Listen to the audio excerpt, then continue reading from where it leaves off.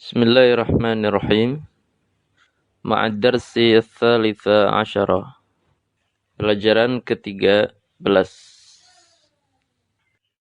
Ini di sini di judul ad-dars ats-tsalitsa asyara kita bisa tahu ketika kita membaca ad-darsu ats-tsalitsa asyara, ad-darsa ats-tsalitsa asyara, ad-darsi ats-tsalitsa asyara, apapun harakat ad-dars, harakat akhir ad-dars, maka ats-tsalitsa asyara yang merupakan na'at untuk ad-dars senantiasa dibaca secara mabni.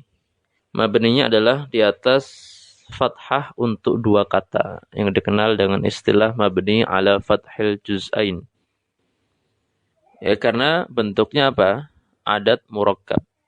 Dan adat murakkab baik ketika isim adat ini sebagai adat biasa atau adat tertibi adalah berhukum mabni di antara isim-isim mabni.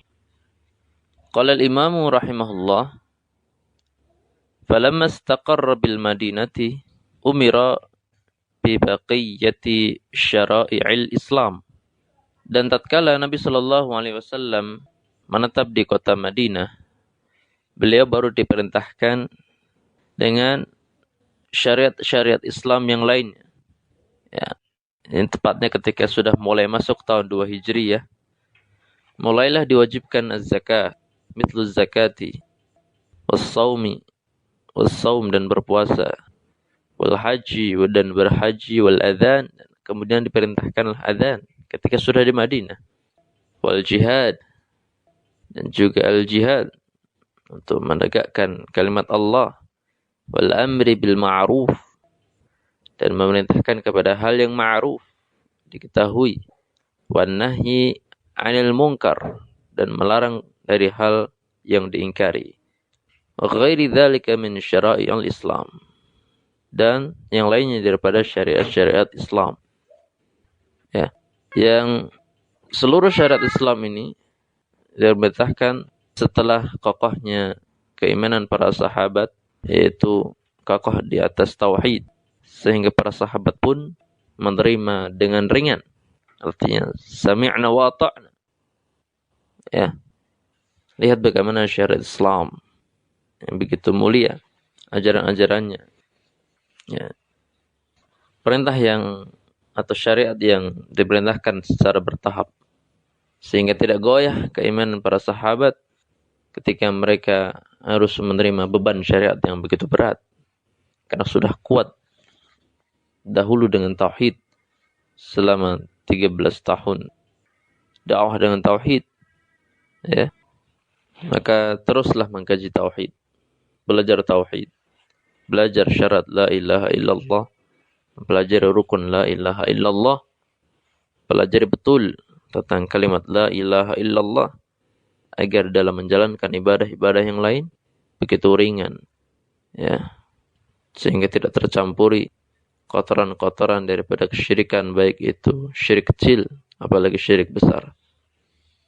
Jangan sampai seorang haji tetapi tidak sholat, jangan sampai seorang berzakat tetapi tidak sholat, jangan sampai seseorang sholat namun masih meyakini keyakinan syirik, jangan sampai seorang haji tetapi masih percaya dengan dukun, ya. Karena memang ibadah-ibadah tadi seluruhnya harus dibangun di atas tauhid yang kokoh, tauhid yang benar, agar ibadah-ibadah ini diterima, ya. Seperti itu. Akhadha 'ala hadha 10 sinin. Nabi sallallahu alaihi wasallam telah menjalankan tugas ini dalam berdakwah, yaitu tepatnya di kota Madinah selama 10 tahun. Ya, perjuangan dan prestasi yang gemilang, Masya Allah.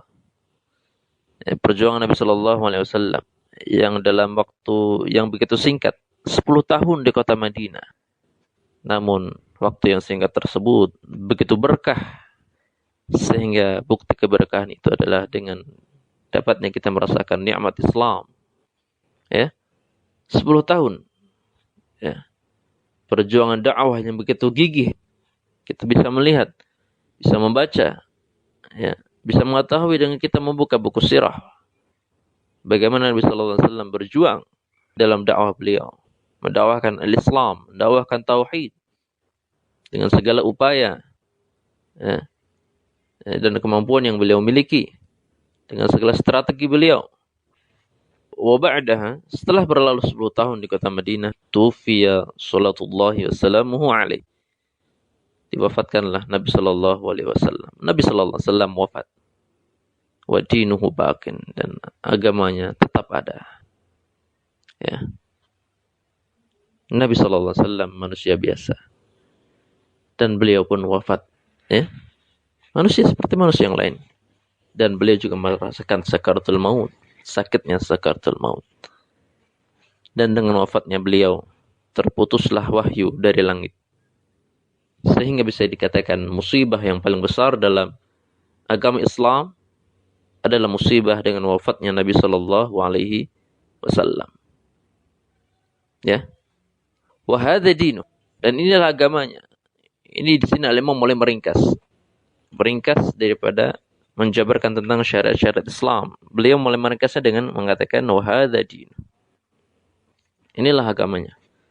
La khaira illa dallal ummata alaih. Tidak ada kebaikan melainkan Nabi sallallahu alaihi wasallam telah menunjukkan umat ini kepada kebaikan tersebut. Wala syarra, dan tidak ada keburukan melainkan illa hadzaraha min. Melainkan Nabi sallallahu alaihi wasallam telah memberikan peringatan akan bahaya keburukan itu. Wal khairul ladzi dalla alaih, kebaikan yang beliau telah tunjukkan kepadanya, at-tauhid, adalah at-tauhid. Wa jami'u ma yuhibbuhu Allah wa yardah, dan seluruh apa yang Allah cintai dan redai. Syarrul ladzi hadzara minhu asyirku, dan keburukan yang telah beliau memberikan peringatan akan bahayanya yaitu adalah syirik. Wa jami'u ma yakrahuhu Allah wa ya'ba, dan seluruh apa yang Allah benci dan Allah enggan. Ya? Inilah agama Islam. Ba'athahu Allah ila an-nasi kafatan. Nabi sallallahu alaihi wasallam telah mengutus beliau kepada seluruh umat manusia seluruhnya. Kafah, secara menyeluruh. Ya. Kafatan. Yang antum membaca kafatan sebagai apa? Sebagai al-hal. Sebagai al-hal. Status kalimat kafatan dalam jumlah ini adalah sebagai hal. Ya. Waftarada ta'atahu ala jami'is thaqalain, dan Allah telah mewajibkan untuk taat kepada beliau sallallahu alaihi wasallam atas seluruh as-thaqalain. As-thaqalain itu adalah bangsa jin dan manusia. Ya, sehingga seluruh jin dan seluruh manusia wajib taat kepada beliau sallallahu alaihi wasallam. Kata Allah, "Qul ya ayyuhan nasu inni rasulullah ilaikum jami'a." Katakanlah wahai seluruh manusia, wahai sekalian manusia, sungguh aku, ya, kata Allah memerintahkan Nabi sallallahu alaihi wasallam untuk menyampaikan kepada manusia, inni rasulullah ilaikum jami'a, sungguh aku adalah utusan Allah kepada kalian seluruhnya. Ya.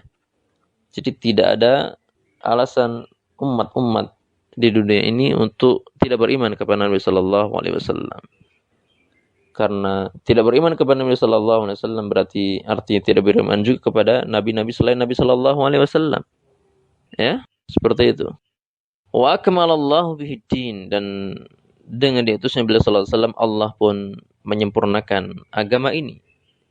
Wa dalilu qaulu ta'ala, artinya agama Islam sebagai penyempurna agama-agama yang lain, ya. Sempurna sudah agama Islam dengan diutusnya Nabi sallallahu alaihi wasallam dan beliau pun wafat. Al-yawma akmaltu lakum dinakum, pada hari ini aku telah sempurnakan bagi kalian agama kalian. Wa atmamtu alaikum ni'mati, dan setelah aku sempurnakan juga nikmatku. Wa raditu lakum Islam madina, dan aku telah ridha Islam sebagai agama kalian.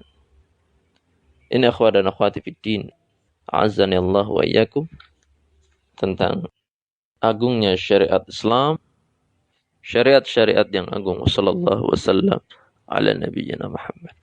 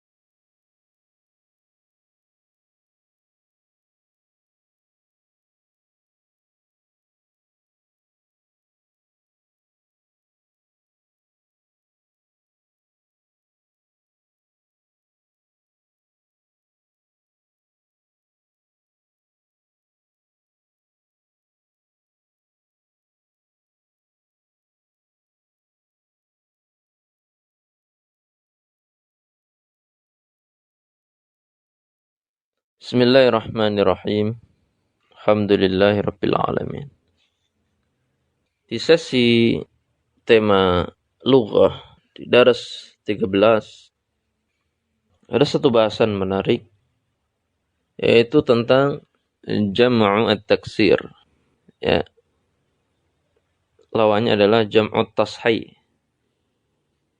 Kalau jam'u tashih itu jama' untuk kata yang isim mufradnya itu masih utuh, baik jama' mudzakkar salim ataupun jama' muannats salim. Adapun jam'u taksir ini untuk kata-kata isim-isim yang bentuk mufradnya itu sudah berubah total, baik dengan penambahan atau baik dengan perubahan harakat ataupun dengan perubahan huruf-hurufnya. Ya.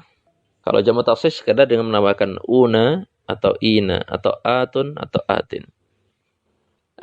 Berbicara tentang jamak taksir, ikhwan dan akhwat fiddin, ulama ahli bahasa Arab telah meletakkan sekian wazan, sebanyak 21 wazan yang merupakan wazan-wazan untuk jamak taksir. Sehingga tidak heran ketika kita mendapati suatu kalimah berwazan jamak taksir lebih dari satu. Pernah mendengar istilah kalimah aklub, anjing-anjing. Atau juga pernah mendengar istilah kilab yang maknanya juga sama, yaitu anjing-anjing. Pernah mendengar istilah uyun, pernah mendengar istilah a'yan. Ya kan? Pernah mendengar istilah fityatun, pernah mendengar istilah fityan. Ya. Ini semuanya adalah jama', bentuk jama'. Tetapi kenapa wazannya bisa beragam? Maka ketahuilah ikhwan dan akhwat fiddin, setidaknya kita harus tahu apa yang disebut dengan jama' killah. Di dalam jama' taksir itu ada yang disebut jama' killah, ada yang disebut jama' kathrah. Dan ternyata ulama telah menjadikan klasifikasi untuk 21 wazan yang ada itu kepada dua kelompok besar, yaitu kepada tadi jama' killah dan jama' kathrah. Jama' killah ada 4 wazan dan jama' kathrah ada 17 wazan. Ya. Ini sebagaimana kita contohkan tadi, kalimah aklub dan kilab. Aklub jama' untuk kalimah kalbun. Kilab juga jama' untuk kalimah kalbun. Ya. Lalu bedanya apa ketika dikatakan aklub yang bermakna juga sama dengan kilab? Bedanya adalah ketika kita tahu bahwasanya aklub yang dibangun di atas wazan af'ul, ternyata wazan af'ul ini masuknya kelompok jama' killah. Sedangkan kilab yang dibangun di atas wazan fi'al, ini masuknya kelompok jama' kathrah. Dan perbedaan antara killah dan kathrah adalah pada kuantitas yang disebut dalam jama' itu. Di mana killah hanya untuk bilangan dari mulai 3 sampai 10. Sehingga ketika kita ingin mengatakan 7 anjing, 8 anjing, 10 anjing, bisa menggunakan kalimah aklub. Ya. Sab'atu aklubin, 7 anjing. Namun, ketika sudah di atas 10, yaitu mulai dari 11 sampai seterusnya, kita bisa menggunakan kalimah kilab. Ya. Bisa menggunakan kalimah kilab. Mafhum? InsyaAllah. Mafhum. Dan wazannya sangat banyak, ada 21 wazan. Itu bisa kita lihat di referensi-referensi yang menyebutkannya, seperti referensi induk, seperti misalkan Awdahul Masalik dan yang lainnya. Atau di Durus An-Nahwiyah juga menyebutkannya. Ya.